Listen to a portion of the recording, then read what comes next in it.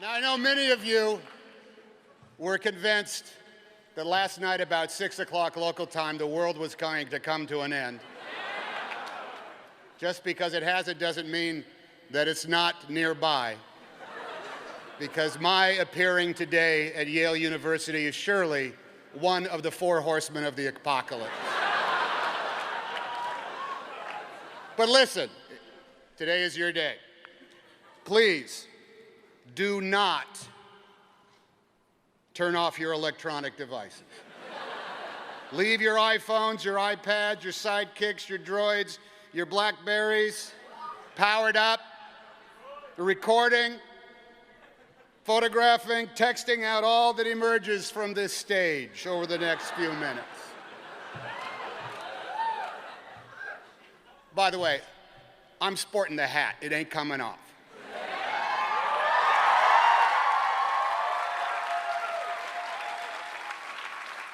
You know, later on today, you can compare your tweets and your Facebook comments with those of others to figure out if anything memorable went down.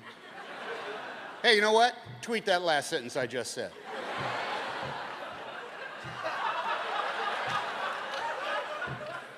It'll give you something to do. Give you something to do and let your friends know where you are today. Okay, take this speech and set it to music and maybe insert some crazy kooky graphics. Star in that video yourself, post it on the web, and if it becomes a viral sensation, you'll be equal to any cat playing with a paper bag. Any set of twin toddlers talking gibberish to each other. As popular as that cute girl that sings about Fridays. Hey, you could be the next Sam Sui.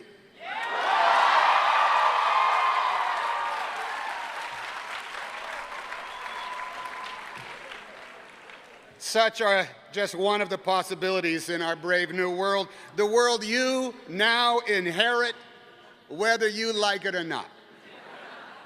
The jig is up.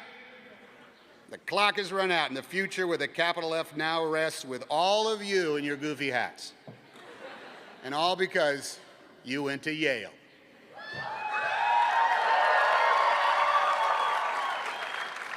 You are now the anointed, the charge holders, the best and the brightest. Each of you a shining hope for our nation and the world. You are the new wizards who can finally make sense of all the delta vectors and square roots and divided bys in the theorem that we call the human race. The generations before you came of age took on the job. Now it's your turn. Welcome. You know, I once had a friend who had a rich uncle who promised to pay for his college as long as my friend wished to stay in school. You should stay in school as long as you can, the rich uncle said, because when you get out of college, you got to work every day for the rest of your life.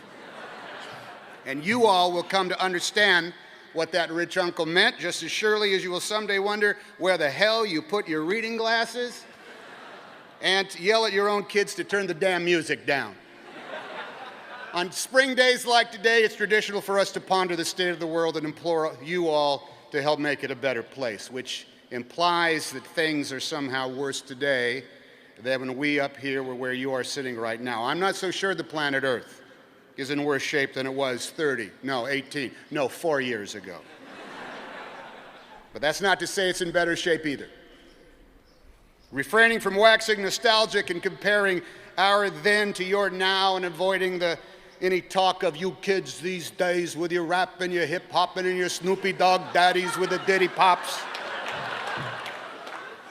With your 50 cents and your quarter cents.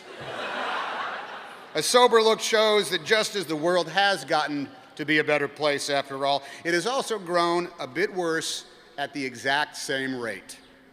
A one step up, one step back sort of cosmic balance between forward progress and cultural retreat that puts mankind on a bell curve of existence, that shows a small segment enjoy ease and comfort while an equal proportion struggle on with little hope in the fortunes of the remainder, either on a rise are on the wane in this confounding tide of so many damn things that we grow oblivious to the shifts in the quality of our lives.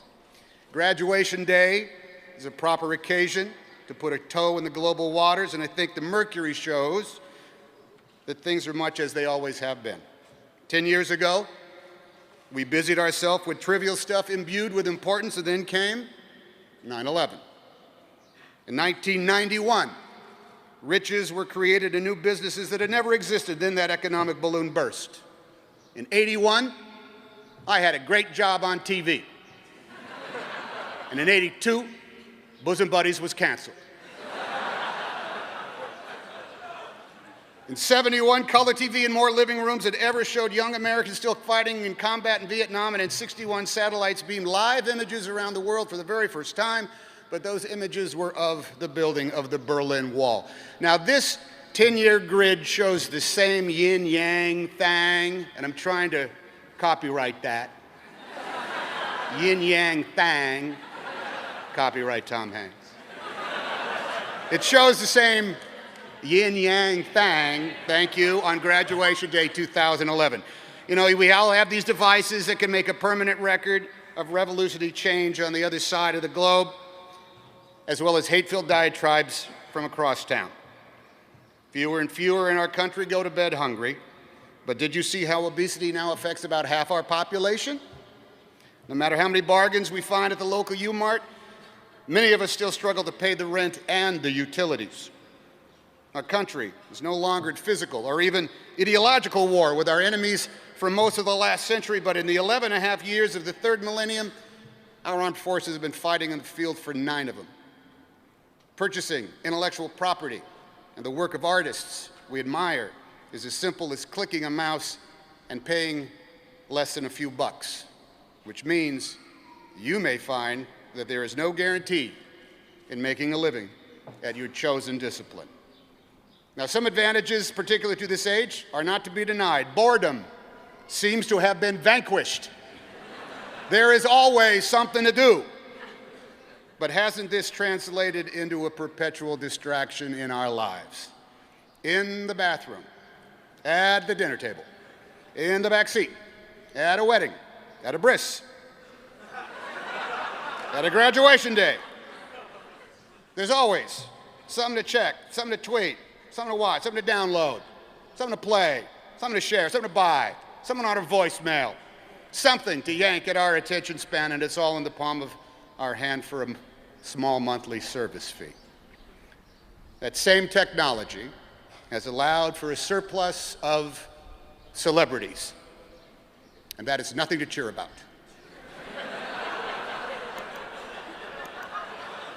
Anyone, although that's Sam Suey, he rocks.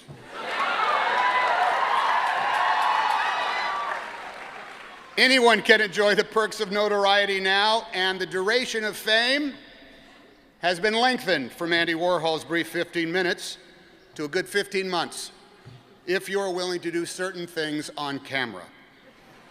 Though Orwellian language is often the vocabulary of official newspeak, his boogeyman that was the all-seeing Big Brother has never emerged, unless you live in North Korea, or run a red light in Beverly Hills, or shop online, or have done something stupid in the wrong place at the wrong time in front of someone with a camera in their cell phone, and that is everybody.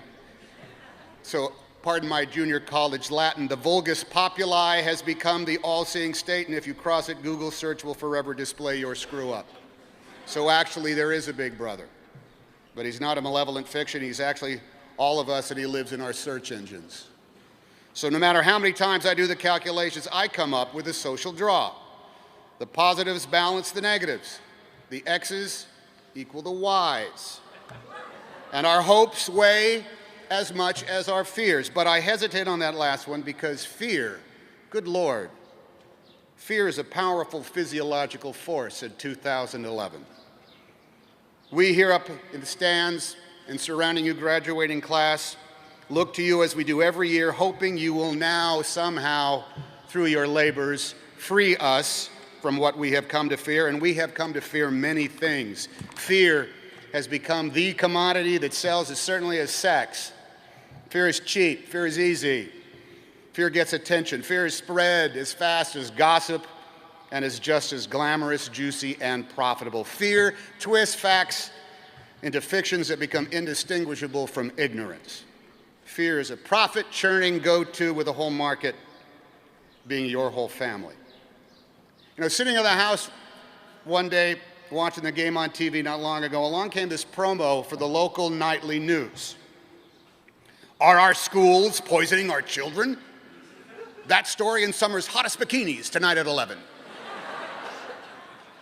In that I had school-age kids at the time, I feared that they were, in fact, being poisoned at school, and summer was still a few weeks away. So I tuned in to get the scoop, and the actual news stories of that news broadcast was this: a certain supply of hamburger was found to have a bit too much of a particular bacteria in it, and for safety's sake, was being taken off the market. That same hamburger was slated for sale to an out-of-state school system for its cafeterias, but it was recalled in time.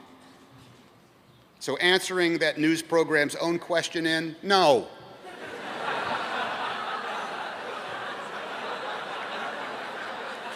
Our schools were not poisoning our children. But yes, that summer there would be some very hot bikinis at the beach.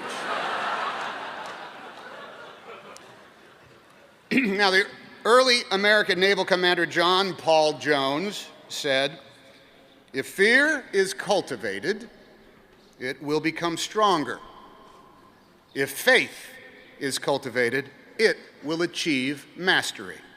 And this is why I am a big fan of history, because observations in the American colonies over 200 years ago by a compatriot of Nathan Hale, who lived in that building right over there, translate word for word to the United States in 2011. For I take that fear to be fear in the large scale, fear itself, intimidating and constant. And I take faith to be what we hold in ourselves, our American ideal of self-determination. Fear is whispered in our ears and shouted in our faces. Faith must be fostered by the man or woman you see every day in the mirror. The former forever snaps at our heels and our synapses and delays our course. The latter can spur our boot heels to be wandering, stimulate our creativity, and drive us forward. Fear or faith, which will be our master? 3 men found that they could no longer sleep because of their deep-seated fears. This is a story I'm telling.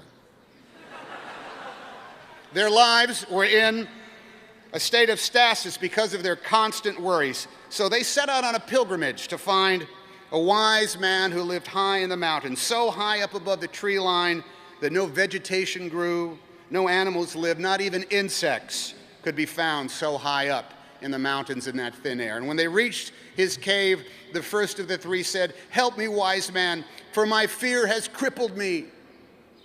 "What is your fear?" asked the wise man. "I fear death," said the pilgrim. "I wonder when it is going to come for me." "Ah, death," said the wise man. "Let me take away this fear, my friend.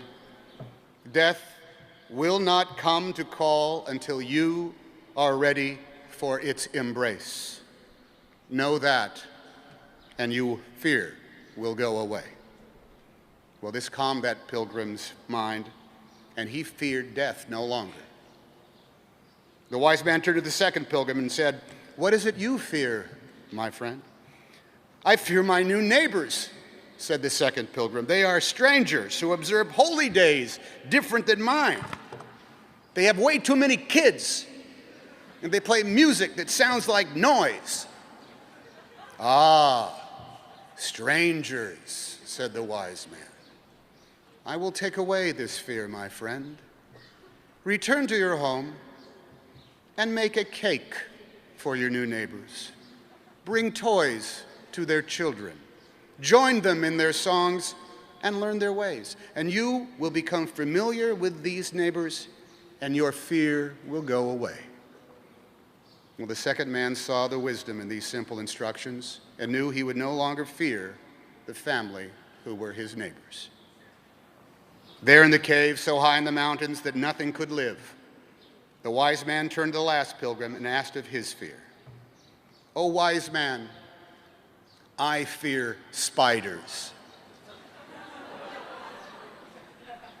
When I try to sleep at night, I imagine spiders dropping from the ceiling and crawling upon my flesh, and I cannot rest."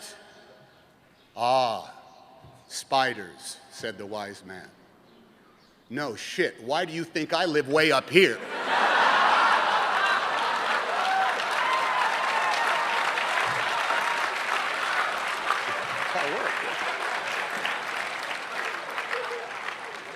Fear will get the worst of the best of us, and peddlers of influence count on that.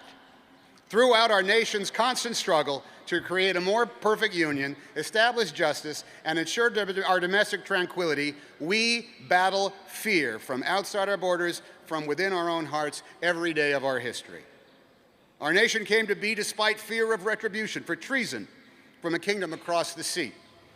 America was made strong and diverse because here people could live free from the fears that made up their daily lives in whatever land they called the old country. Our history books tell of conflicts taken up to free people from fear, those kept in slavery in our own states, and to liberate whole nations under the rule of tyrants and theologies rooted in fear. The American cause, at its best, has been the cultivation of a faith that declares we will all live in peace when we are all free to worship as we choose, when we are free to express our hearts, and when we all seek a place free from fear. But we live in a world where too many of us are too ready to believe in things that do not exist. Conspiracies abound. Divisions are constructed. And the differences between us are not celebrated for making us stronger, but calculated and programmed to set us against each other. Our faith is tested by unpredictable providence and threatened when common sense is corrupted by specific interests. Speaking from 54 years of experience, the work towards a more perfect union is a never-ending concern that involves each and every one of us. Evidence that our nation is becoming a better place is everywhere. But each new day, fear is, as the Jersey poet said, lurking in the darkness on the edge of town. Your rising from bed every morning will give fear its chance to grow stronger, just as it will afford faith its chance to blossom. You will make the choice to react to one or create the other. And because you are smart enough to earn your place on this college day at Yale University, you will sense the moment and you will know what to do.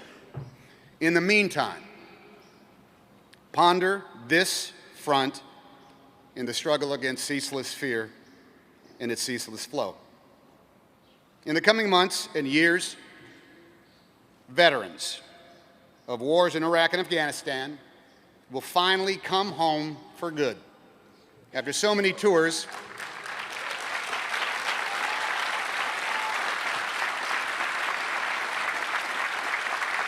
and we know this. Some, after many tours that wore on the body, ate at the soul, and spilled a great portion of their lives. For all of them, after a long time spent far away in the harsh realm of war, and they returned different from what they were when they left. Surely their faith in themselves is shadowed by a fear of not knowing what is expected of them next. Now, no matter what your view of those wars over there, you can affect the future of our nation right here by taking their fears head on. You can imprint the very next pages of the history of our troubled world by reinforcing the faith of those returning veterans, allowing them to rest, aiding in their recovery, if possible, their complete recovery, So let those of us who watched and debated their long deployments serve them now as they served when they were asked and as they were ordered. Let's provide for them their place free from fear by educating them if they can learn, by employing them as they transition from soldier back to citizen, and by empathizing with the new journey they are starting, even though we will never fully understand the journey they just completed. We all will define the true nature of our American identity, not by the parades and the welcome home parties, but how we match their time in the service with service of our own. Give it 4 years. As many years as you spent here at Yale, in acts both proactive and spontaneous, and do the things you can to free veterans from the new uncertainty that awaits them, from the mysterious fears they will face the day after they come home. Cultivate in them the faith to carry on, and they will do the rest. So Commencement Day arrives. Your work begins. Work that will not be always joyful to you. Labor that may not always fulfill you, and days that will seem like one damn thing after the other. It's true, you will now work every day for the rest of your lives. That full-time job, your career as human beings and as Americans and as graduates of Yale, is to stand on the fulcrum between fear and faith. Fear at your back, faith in front of you. Which way will you lean? Which way will you move? Move forward. Move ever forward. And tweet out a picture of the results. It may make you as famous